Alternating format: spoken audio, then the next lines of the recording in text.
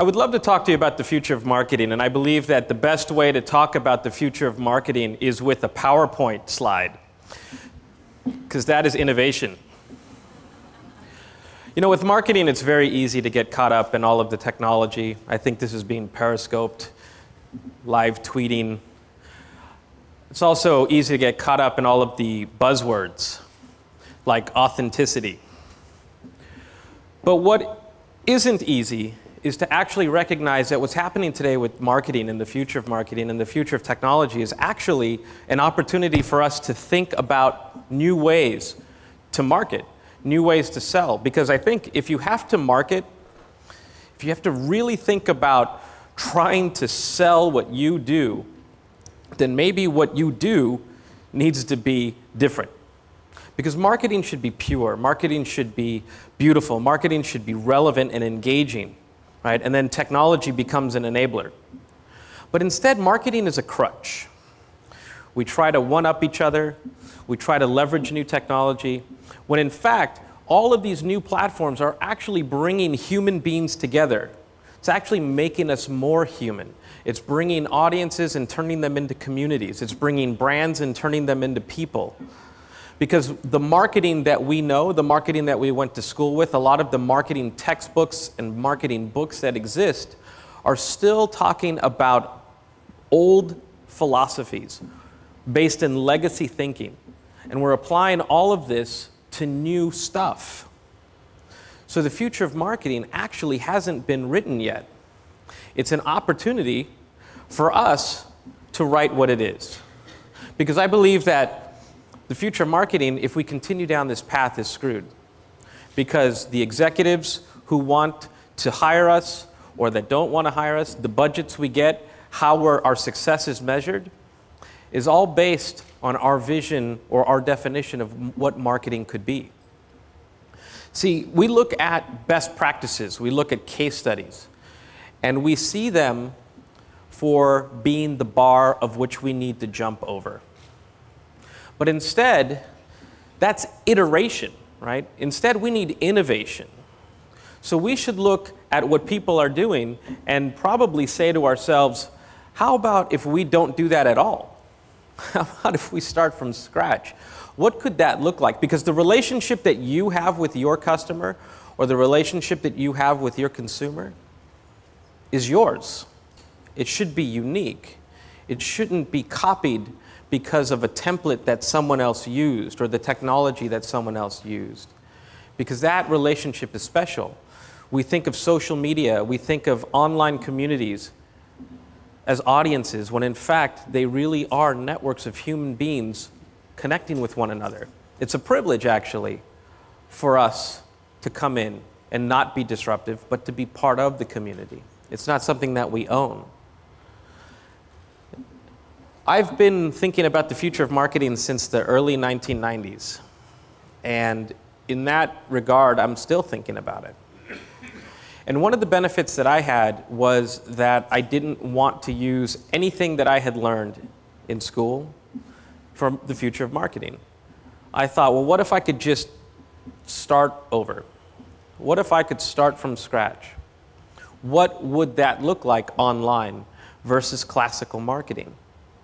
And so when you start thinking that way, you have to start inventing. And when you start inventing, well, it's not easy, because then no one is going to believe you. Oh, this sounds like a new idea. Why would we try that when everybody does it this way? But that's not, again, innovation. And what is required today is an opportunity for us to just walk away from all of this and say, what if? What if we could try something new? Because what if leads to what's next. And what's next is the foundation of true innovation.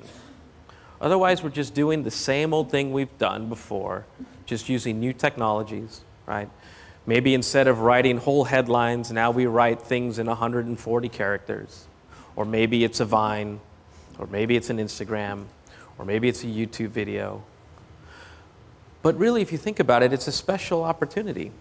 And what we have to fight against isn't the technology. It's the people who ask us to do marketing for them. We get caught up in all of the usual things, like email, going to meetings, people not appreciating your work. Think about it for a moment. When you come up with the best ideas possible, who gives you the green light? Who gives you permission to release that? Lawyers, executives. So in a sense, we are creating for the people who will approve it, not the people who should engage with it. And that's ridiculous. That's why the future of marketing isn't marketing. The future of marketing is actually something much more human, something much more organic, something much more disruptive, right? The problem that businesses have today is that they are, by their very nature, risk averse. They don't want to take risks. So they create a framework for which you operate. And marketing has to be great within this. It has to deliver these things, but within this box. And that's not okay, because as you operate here, your consumer, your customer, is over here. And they're living life on their iPhone or Android, on their iPad, in their social networks, in their app, taking selfies. And they are not looking at your advertising because they're too busy making their own. So we have to plug into humanity if we want to be part of it, instead of trying to dictate it or manipulate it. Because there are only two ways to truly change behavior: inspire it or manipulate it. And marketing has done really good over the last 50, 60 years at trying to manipulate behavior. Spend a lot of money, buy a lot of media, a lot of beautiful imagery, a lot of creative imagery to convince you that that brand is something bigger. But today, consumers aren't even paying attention to that because they're too busy looking at their phones, right? Life happens while we're looking at our phones. In just a few weeks, we have the Cannes Lion event where some of the most extravagant marketers in the world are going to gather. Parties on yachts, parties at nightclubs, celebrities making appearances, and they're all going to congratulate themselves on being amazing. But at the real core of the opportunity are the people that would realize that maybe what we're celebrating is representative of a previous era. I don't care if you're spending millions of dollars on Facebook or YouTube. You're doing it based on legacy thinking and legacy philosophies of trying to go big, trying to go wide, trying to be creative for the sake of being creative, hiring a creative director or an art director because their ideas are brilliant, not because they're the ones that actually move or inspire communities, which then become markets, which then become trends, which then becomes revenue, which then becomes profitability. See, marketing has a bigger opportunity. We just haven't realized it yet. Because it's easy to show up tomorrow at work because you still have 100 emails that you still need to reply to. You still have 8 meetings tomorrow that you have to get through. And you're going to be forced to work in an environment that doesn't allow you flexibility for innovation. So it's easy to fall into the trap. And that's not okay. For each and every one of us, we have to recognize that we're never going to be better or never do the things that people talk about if we don't actually take a stance today and do something different. That's what I did, and I still do it today. I'm still learning today. And part of that starts with the recognition, the fact that I don't know everything, and that's hard. The CEO of LinkedIn released some very scary statistics last year that talked about the jobs that were posted on LinkedIn versus the expertise that we as users post to LinkedIn, right? So our jobs, our experience. So the jobs that companies need and the experience that we have, he noticed that there was a widening gap. And marketing falls right in there. Because at some point, digital Darwinism, as I call it, right, technology and society continue to evolve, yet our processes and our philosophies do not evolve as quickly. At some point, that becomes dangerous.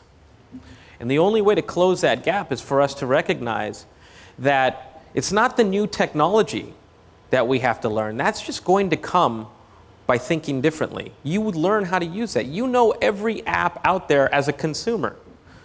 Some of you are probably using more apps and technology than I'm using, and I live in Silicon Valley. I have access to everything. It's not the technology.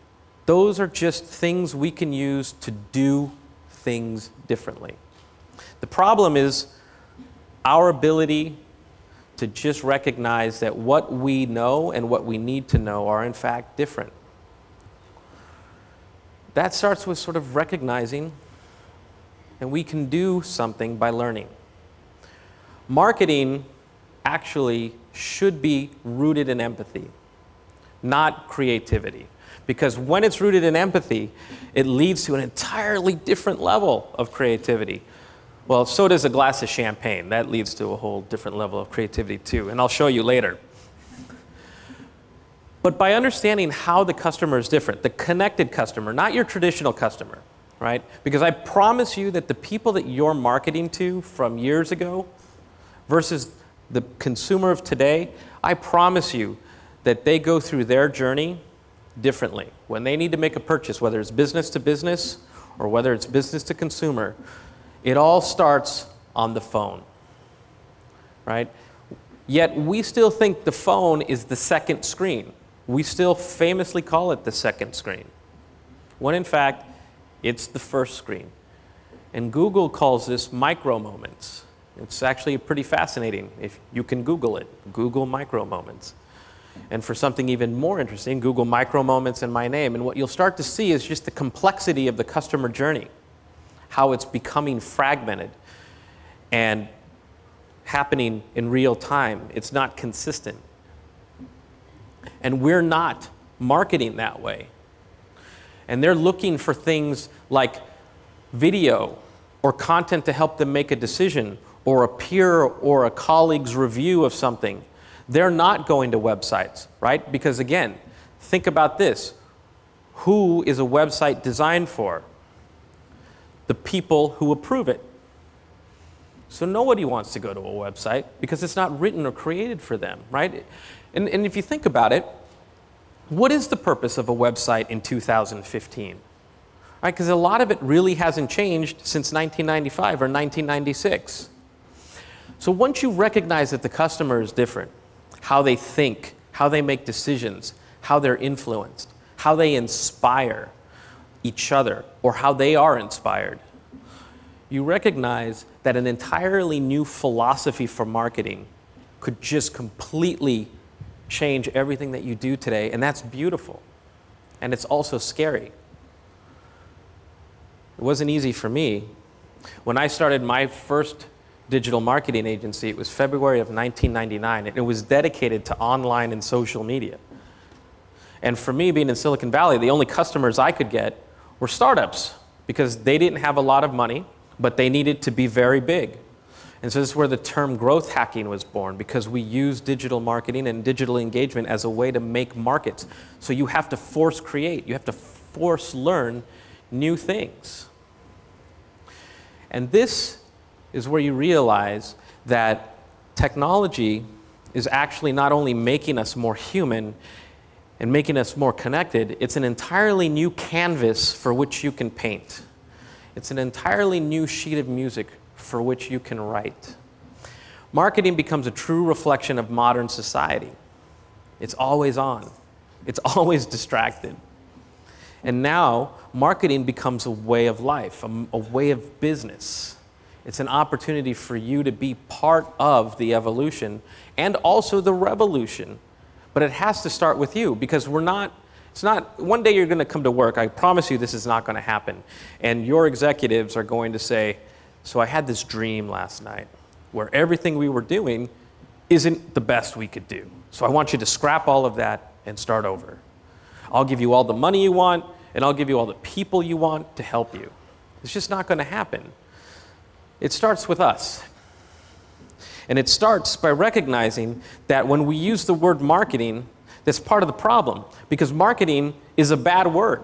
It means that I have to try to convince you of something that really isn't reality, instead of trying to bring the essence of something to life in a way that's relevant to you, or aspirational, or entertaining. So when I say the word marketing, I actually mean engagement. And by engagement, I mean I have your attention and I'm mindful of it. I'm thoughtful of what's going to happen once I have your attention, and I'm going to do something meaningful with it. I'm going to guide you onto something that you're going to feel is wonderful, I'm going to feel has ROI, and we'll walk away with a much different type of relationship. The best marketing starts with purpose. You should be able to articulate what engagement looks like, what engagement feels like, and more so, what happens next. See, we are measuring today all of the wrong things. Views, impressions, likes, tweets, click-throughs. Those are just things. What we need to start measuring are the things that we're not designing for today, and those are experiences and outcomes. And then start to use clicks and impressions and views as KPIs to show cause and effect, because that's the true definition of influence. And as marketing starts to become much more sophisticated, when it's focused on performance, and it's focused on innovation, and it's focused on true engagement, marketing actually becomes the most important department within the organization. I study a lot of what's called digital transformation, and it is a series of steps that businesses all over the world are taking. Some very little, some very extravagant, when they recognize that the customer and how they serve the customer are on two different paths. And we've seen a lot of big companies in the world miss this. They just continue as business as usual until it's too late. And we've seen that with Blockbuster in the United States, when they lost market share to Netflix. We saw it with Kodak. We're seeing it all over in terms of big companies in the States today, because they're failing to recognize how their digital customer is different. And so companies that start to see, oh my goodness, we have to change, go through this process of digital transformation where they're investing in technology, but also new models, new philosophies, new processes to compete in an entirely different generation than the last 50 years of business. That's how radical things are today.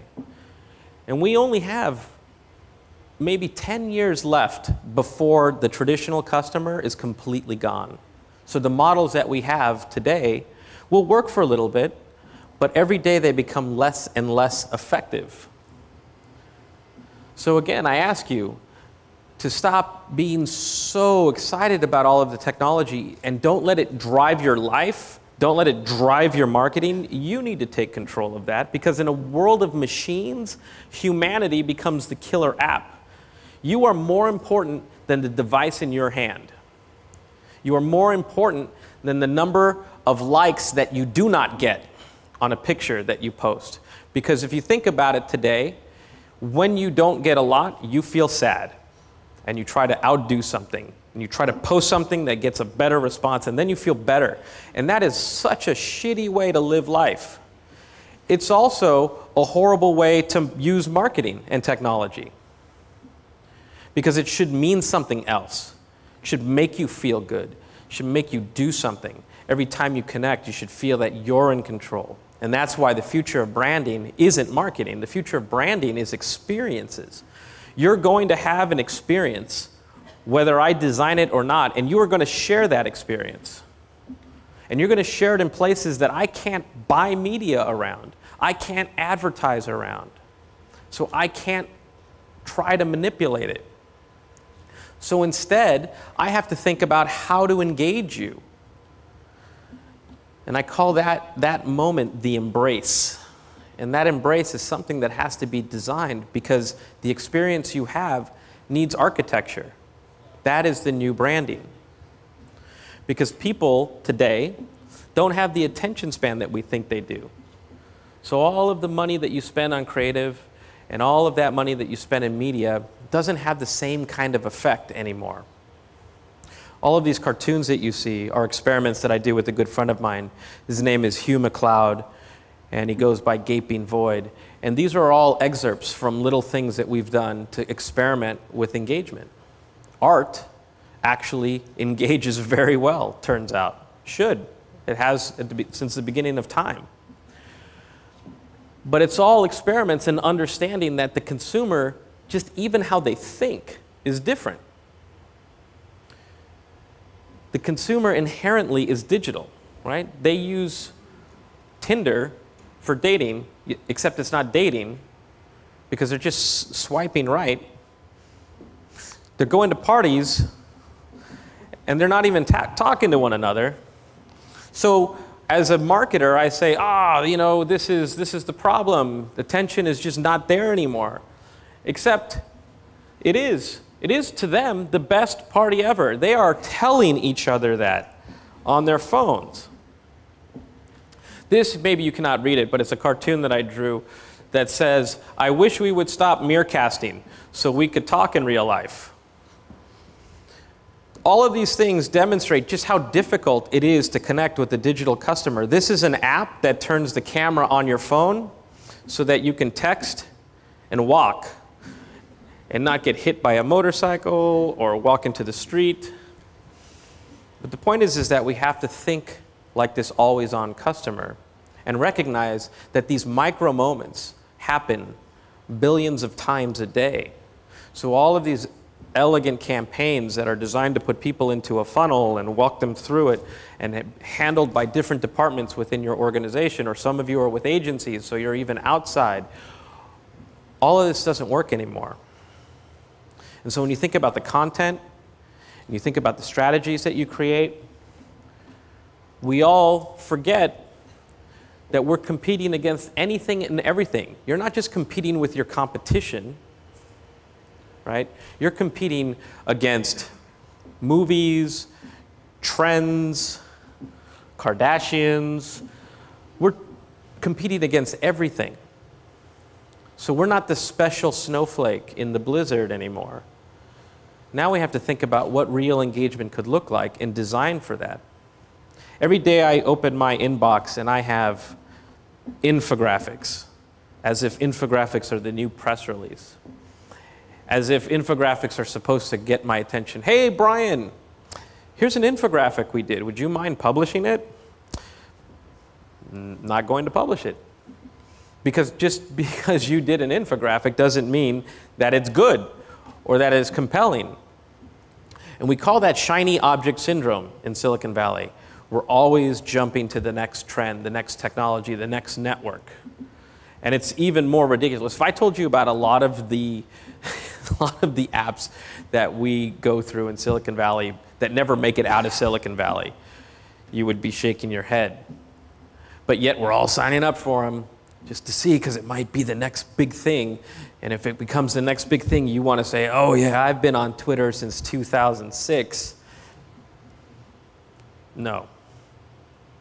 But if you also look at the consumer, something very interesting is happening to them. You can blame BuzzFeed, you can blame Upworthy, you can blame all kinds of sites like this that are essentially sensationalizing headlines and using animated GIFs to tell stories and using crazy videos, because they're essentially taking advantage of the short attentions that people have. And so if you think about what this means to some of the biggest news organizations in your country or in the world, what's happening is that people are starting to become conditioned to these listicles, to these animated GIFs as a way of receiving and processing information.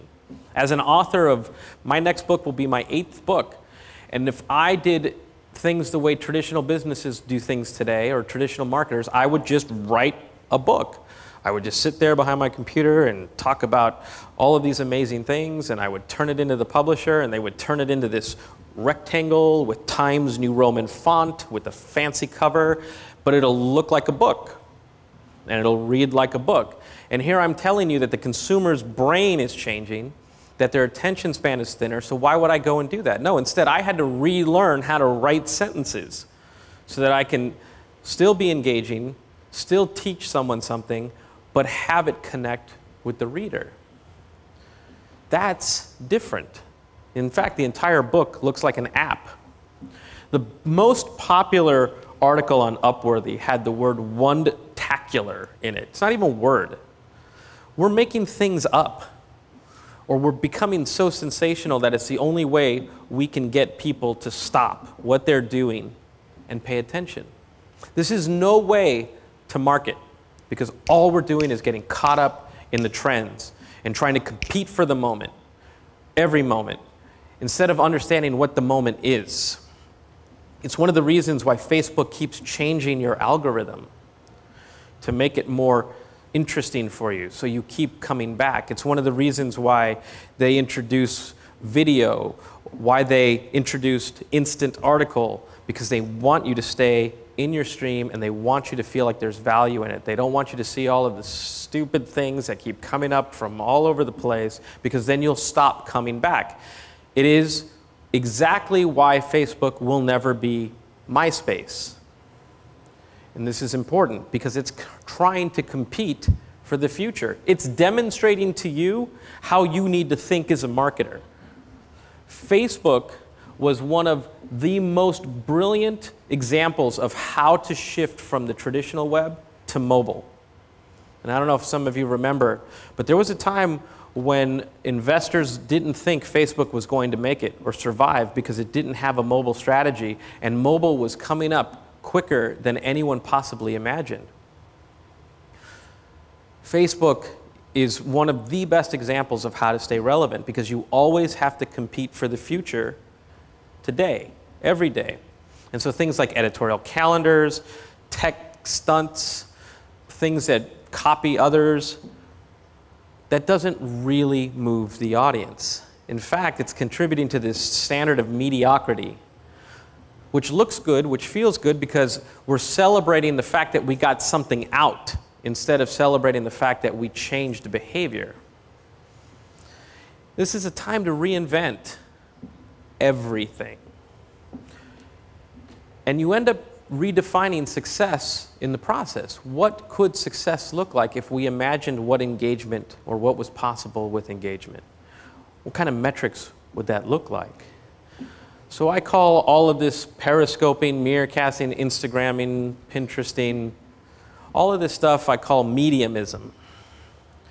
It's our value of the technology, the channel, the platform, the network, instead of the people who define the culture of each one of those networks. Because every single one of them is different. So simply being present doesn't count. You don't even have to be everywhere. But where you are has to matter. And this is where mediumism becomes very difficult, because we are suffering from shiny object syndrome. And for all of those executives that ask about the ROI, what is the return on investment for you to try what Brian was talking about? Well, what if the I in ROI stood for ignorance? What if we don't try it? What's the return on not trying something? Is it positive or is it negative? Because we're learning quickly, there's already data on this, that not trying to compete for the future, not having a higher purpose, is already starting to fail for other companies. And depending on which industry you're in, that has already happened and is already claiming companies left and right. ROI begins with actually getting to be human. Again, taking a step back and saying, what if? What if we could do something better, something much more significant? And that is why The hero that we're waiting for to change the future is you. It's not me. It's you. Each and every one of you pushing forward is actually going to move us forward. Because today, we let people push back. And when people push back, we can't move forward. This idea of plugging into humanity is what I call the human API. It works for marketing, it works for technology, works for everything, because you're actually designing for a purpose rather than designing for a thing. Happiness should come from that experience, no matter what it is, and that experience needs to be defined. It needs to be designed. It needs to be articulated, because what you want your brand to do is become collaborative with the person experiencing it so that they share it, so that they become your ambassadors. And it has to be meaningful so that they actually want to share it. And this is why technology becomes invisible. And what we're doing is essentially looking at responsive storytelling. This idea that being relevant on each platform because of the context of what people are doing or what they're saying or what they're trying to do becomes something that you actually design. And so the idea of the human API is that you're architecting not only the experience, but the next steps of your consumer. It's really cool, it's really hard, but the minute you start thinking about them and being inspired by them because you're taking the time to learn from them, and I don't mean just big data or social media trends or, hey, we studied this consumer based on their tweets and we studied this consumer based on their tweets. I'm talking about actually getting into anthropology and social sciences, psychology, and really getting to know your customer and how they use technology because they're trying to do something or they're trying to become something. Because once you know that, it changes next steps. What happens next is going to happen to us or because of us, and I'd like to think that it's because of us. So innovation then has to be something that connects inside, because empathy is the source, should be the source of your inspiration, should remind you that you're not a marketer, should remind you that you're a human being. Yet when we put on our marketing hats, we sort of forget that. We sort of forget that we are the very people we are trying to reach. So the cure for mediumism is actually perspective. It's seeing things differently. It's seeing things from the point of view of someone else and letting it inspire your point of view so that you can take that informed approach, that inspired approach, to inspire a new type of marketing, a new type of advertising, a new type of social media marketing, all of these things, because marketing is engagement.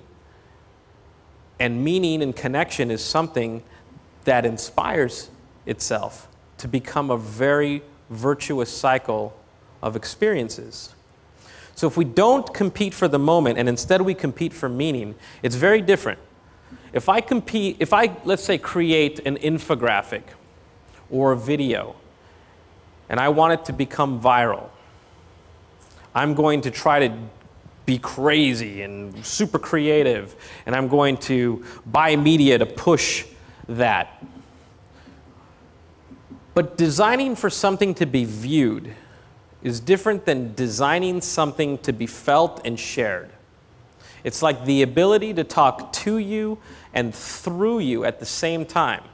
So designing for something that you consume that inspires you to then do something, like sharing it and then taking action, that's an entirely different level of creativity.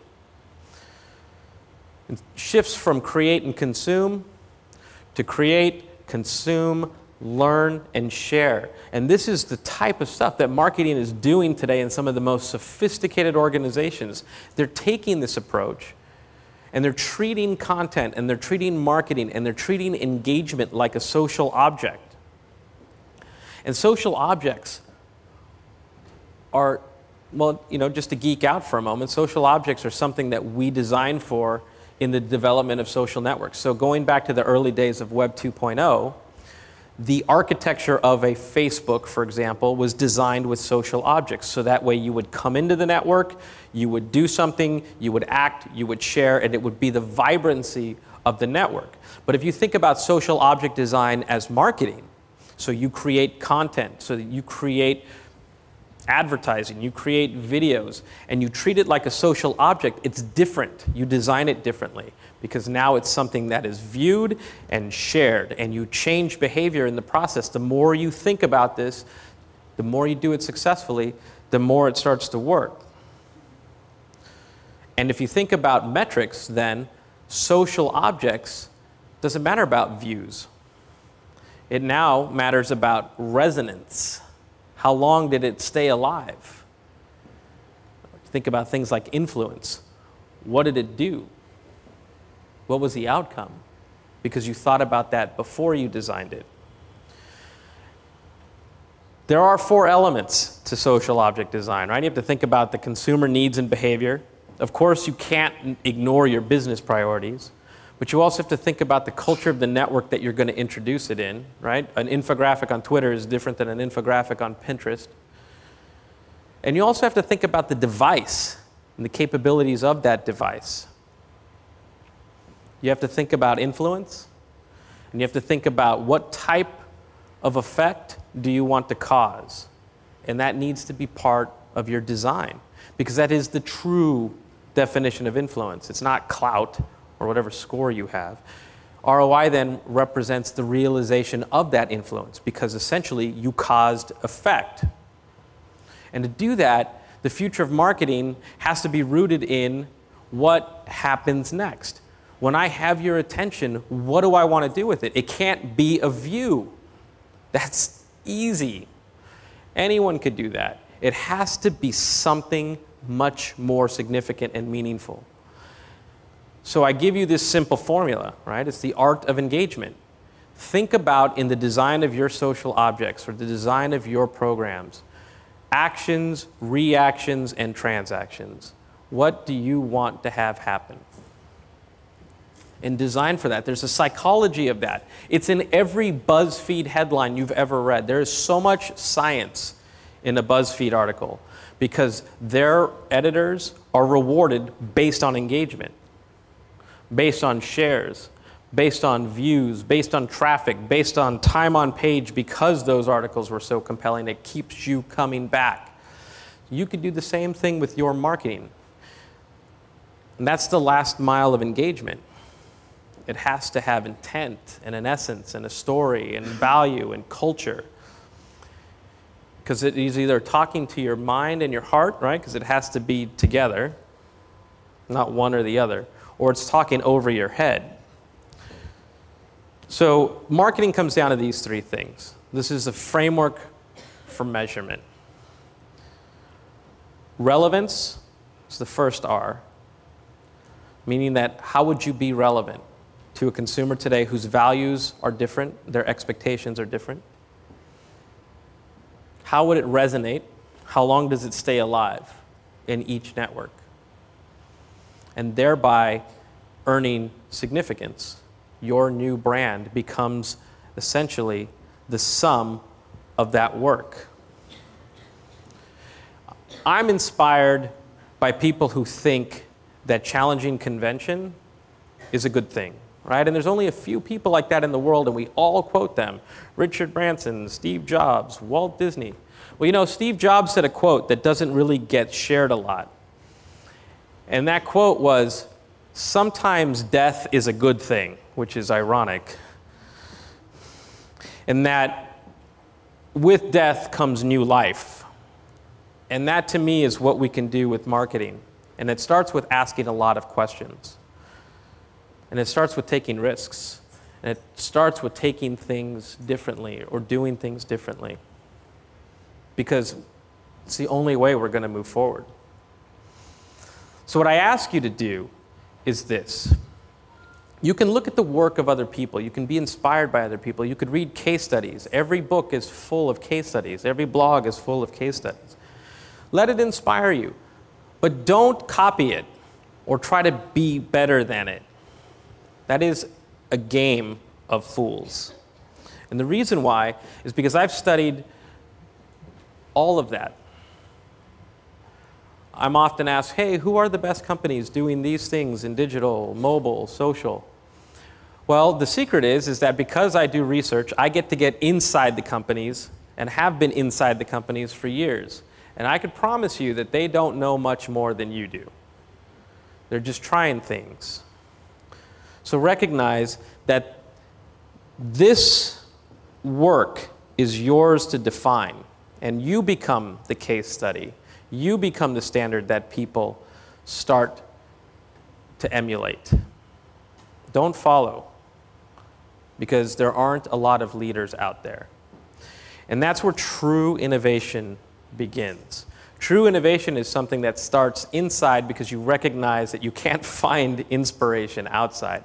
And that's why the future of marketing is much more important than I think we realize today, because the future of marketing starts with the transformation of how you see people in order to inspire how you try to engage with people. So the future of marketing isn't about technology. And this sounds strange, living in Silicon Valley, innovation isn't even something that starts with technology. Its innovation actually starts with you, being a human being, because you care to be better and different than everyone who's trying everything else than to simply be human. Innovation starts here. Thank you very much.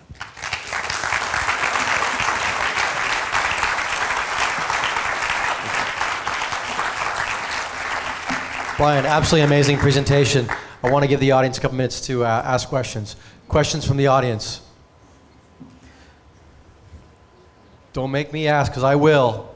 I will. Okay, right up front.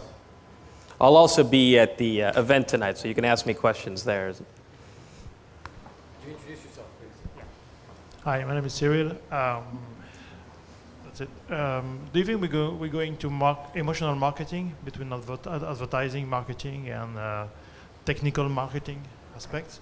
Do you think emotion is still the key of success for marketers or new brand today? I hope so. I don't want to say that emotional marketing, because it's been there forever. Emotive marketing is not anything new, just like experiential marketing isn't new. Some of the best brands have aspirationally marketed, like a lot of luxury car companies, for example, use emotional and experiential marketing because it helps you feel like what you would look like, what you would feel like if you bought this Rolls Royce. But an experience is also something that you have every step of the customer life cycle. And so when I talk about experience architecture, an advertisement becomes just one piece of it, right? How do I make sure that the experience I want you to have and the experience that you share is consistent before a purchase, during a purchase, and after a purchase, so that we build a relationship? So what I'm talking about is actually architecting that entire ecosystem. It's almost like if you ever saw the movie The Matrix, or Tron, or the movie Inception, every single one of those movies had an architect. And their job as the architect was to design the world, but give people the freedom to move within that world. And I think that is the future of marketing, is designing the world so that people want to be in it. Questions from the audience? Oh, another one right here. Hi. Hello, Virginie Lendver. I head Global Analytics, Consumer Analytics at Weight Watchers International in New York. A question, I'm sorry for the provocation, but is really marketing skill set and talent really the best one to not only define the consumer experience, but manage it? It's a great question. And thank you for being provocative. I think that's what my whole presentation was about, is that we don't have the expertise that we need in order to design the future of customer experience. But then again, I'd argue, who does? Because it's certainly not the people running customer service today, because that sucks. It's certainly not the people running the website today, because that sucks. It's certainly not sales, because they like to sell and no one likes to be sold, so that sucks. So it's an opportunity for someone to build a new model. And that champion can rise from anywhere. In digital transformation, I've seen that champion rise from customer service, from marketing, from the executive level, even in cases of human resources, because they also have to become marketers to attract new talent. And using traditional human resource techniques isn't working too. So we need champions to start to challenge conventions and to get that expertise. So marketing has to try to do it too. Everybody has to try to do it. Innovation can come from anywhere. Questions? Hi, Brian. Based on your observations, based on all the case studies you did around like many companies all around the US, all over the world, do you notice kind of a, I would say, a governance framework that makes difference in terms of great marketing? Is there kind of a top governance of reference in some way to be a great company? This is a really good question. Do you know, I'll tell you this. I have a research report coming out here later in the year about cultures of innovation. Right? And by innovation, I don't mean just companies that make innovative products. I just mean companies that are actually innovative in how they work, or how they change how they work, or how they change how they market, sell. And the interesting thing about that is it starts with empowerment. And governance is sort of this word that sort of says you have to work within this framework. But it's not a bad word, actually, because if you start with empowerment and you actually aspire to build a culture of innovation, governance actually changes to reward this. And there's some really interesting companies that have reimagined what governance could be in terms of their framework by saying, what if we don't reward you for just doing your job? How about you get to keep your job? How about if we reward you for doing these new types of things? 20% of your time, we want you to learn a new skill set. And we'll reward you for that. So we'll actually reduce your work volume so that you can do new things instead of saying, do it on top of the old things that you do.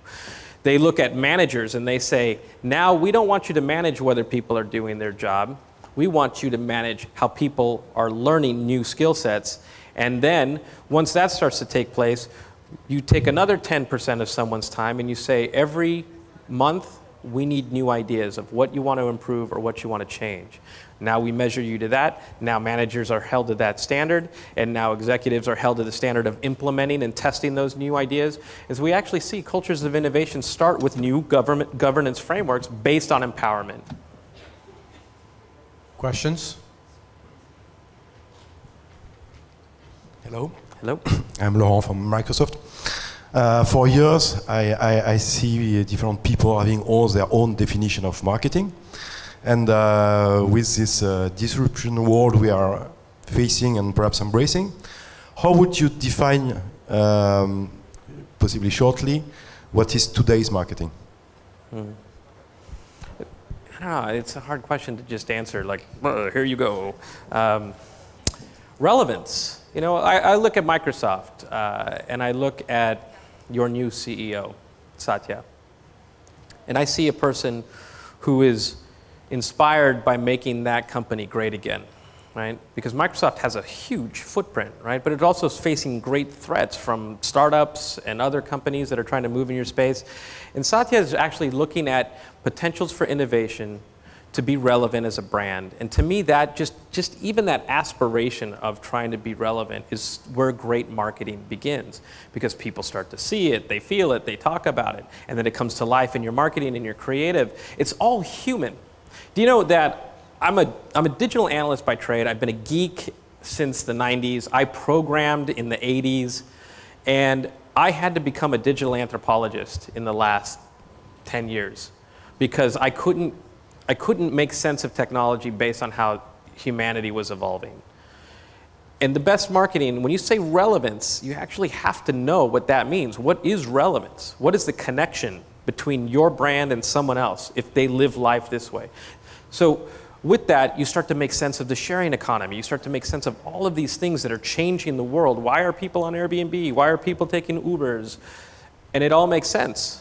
Why are people not getting married until later, if at all? Why are people starting to question their religion? Because people are changing. So relevance has to understand all of those things and then brought back into the organization culturally, philosophically, and then marketing just becomes an extension of that. Okay, Brian, I got a question for you. Okay. be our final question, I promise. So both you and Jeff spoke about relevance, and I love that because I kind of see that relevance being driven by the mobile economy, right? When you're staring, if you think about the ad experience on television, you can sit there and you can tune out very easily. Sitting back, remote control, 30-second spot comes in, I can be eating, I can go to the bathroom, whatever I want to do. But on your mobile device, when you're engaged with that small screen, it's no secret, it's a very personal medium. You're looking down on it. You don't want to punch the monkey mortgage ad if you're not in the market for a mortgage, right? You don't want a Buick banner if you don't want to buy a Buick. You actually maybe crave something relevant. So do you think, and you know, we talked about data this morning. The data is there. Do you think this concept of shifting marketing is happening from mobility on up? It's a good question because I published a report. Anytime I say a report, you can just look it up and download it for free. The idea is this, is that when I say that marketing is the first screen, it is actually or mobile is the first screen, it's very much about this, right? So, for example, retargeting, I hate it, right? Because it's an ad, it's a product that officially follows me, and I abandoned it for a reason. So I don't need it to haunt me everywhere I go. So when you think about mobile and the opportunity for mobile, you have to think about what's the relationship you have with that screen, right? Because this for me is the first screen now, and mobile is my second screen. And so you have to think about what that engagement on the small screen looks like. So the report I wrote was called Designing a Mobile-Only Experience, not a mobile-first experience, right? So a mobile-first experience would be something like, oh, well, we have to take our website and we have to make it responsive, right? Well, that sucks, because all you're doing is making a shitty website work on a small screen, right? So you have to reimagine what the mobile engagement could look like. So please do read that report, because it's a very long answer, and it took me 30 pages to answer it. But also look up Google's micro moments, and you'll start to see how you can design little things right now, not have to do a whole sweeping change. The little things right now to be relevant on mobile, to win mobile. And if you start winning in each one of those micro moments, they add up over time, and that's how we find success. Great answer, I love that. Any last questions from the audience? We're gonna let Brian go and have some one more question. I thought we were gonna let you, 2 more questions. I thought we were gonna let you have some champagne, but apparently not. Well, somebody could go get it. Hi. Obviously, you haven't been sold that watch, so my question is very simple. Why did you buy it? Well, because I had to. I suffer from shiny object syndrome.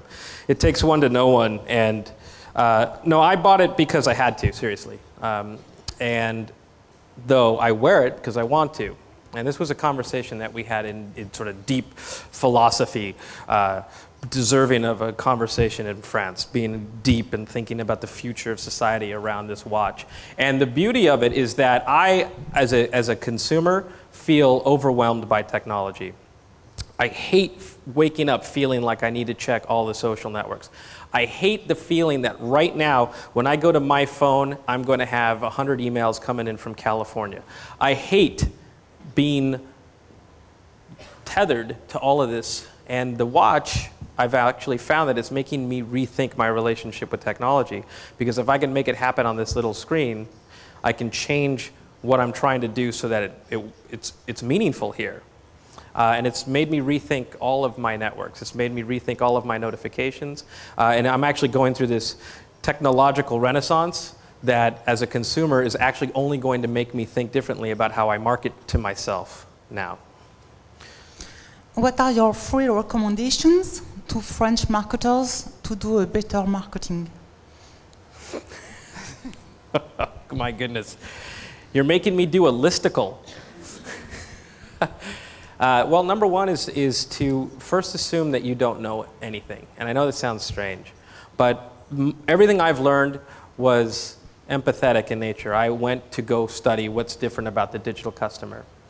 2 is I found insights in that and came up with little programs like micro moments of where I could make a big impact but for very little investment and time so that I can demonstrate success. And then I did marketing for the marketing, so this would be the 3rd thing. I could give you 20 if you give me more time. But the 3rd thing would then be to do marketing for that marketing, because you have to teach people inside about what's different on the outside in order to get people to support you. Brian, great presentation. Let's give him a big round of Thank applause, you, ladies and everybody. gentlemen. Thank you. Thank you very much.